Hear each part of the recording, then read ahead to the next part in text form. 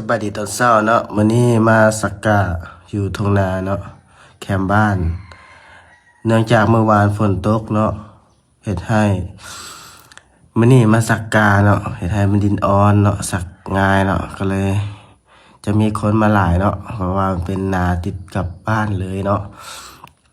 มื้อนี้ก็มีทั้งคนมาตอบแห้งแล้วก็มาเอาแห้งเนาะเขาก็มาลินมามวนนำกันเนาะมีความสุขเนาะคนหลายก็มวนเนาะล่มกันไปเนาะก็เฮ็ดเวียกไปนำเนาะก็สิมีทั้งเด็กน้อยแล้วก็ผู้ใหญ่แล้วก็แม่ห้างพ่อห้างเนาะเฒ่าแก่เนาะมาช่วยกันเนาะก็ขยันเด้เนาะอยู่ทางเหนือก็ซักกามื้อนี้เนาะฝนตกก็ทุกคนเนาะก็หีบซักกาเนาะเพราะว่าดินมันสิอ่อนแล้วก็มีฝนเนาะกามันก็สิขึ้นมางามเนาะลงมาทางเก่าเนาะอันนี้ก็สำเร็จเนาะทางนึงเนาะซักกาขยันเด้อ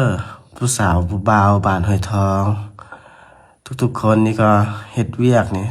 ก็เก่งหลายเนาะแล้วก็เรียนหนังสือก็เก่งเนาะผู้หญิงก็เฮ็ดเวียกเก่งซ้ำกับผู้ชายเนาะบ้านห้วยทองเฮาผู้ใดที่อยากมีลูกสะใภ้เนาะอยากได้ลูกสะใภ้มันๆเฮ็ดเวียกเก่งคือผู้ชายก็หีบมาขอมาหาแถวห้วยทองเฮาเนาะบรรยากาศเนาะนี่มันก็อยู่ติดบ้านเลยเนาะนาบรรยากาศที่ทุ่งนานี่อันนี้คือว่าสำเร็จแล้วเนาะสักแล้วล้อมหัว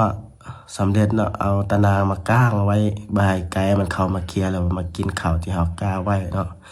อันนี้ก็สำเร็จเนาะ6 เป่าอันนี้ก็เป็นหัวที่เราเฮ็ดเนาะ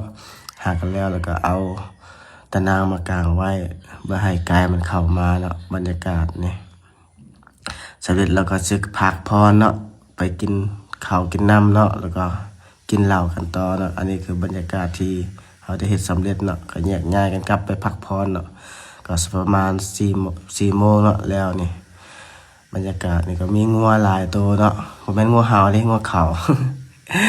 แอบอ้างเอาเบิ่งงัวเห่านี่เห่าก็มีเนาะ2-3 ตัวปล่อยไว้ตามแคมป์นานี่เนาะทางเหนือเขาเจ้ายังบ่แล้วเด้เนาะก็ประมาณ5-6 เป่าคือกันแล้วเนาะเขาเจ้าคนน้อยเนาะเพราะว่าคนมันสิมาทางลุ่มนี่หมดแล้วเนาะบรรยากาศเนาะอากาศมันจะเย็นสบายเนาะมากินเหล้าอันนี้ก็จะเป็นเหล้าขวดใหญ่เนาะประมาณ50,000 กีนี่เต็มถังน้ำดื่มเลยเนาะนี่ของน้ำดื่มนี่ก็สิประมาณ1-2 ลิตรแล้วเนาะเหล้าขาว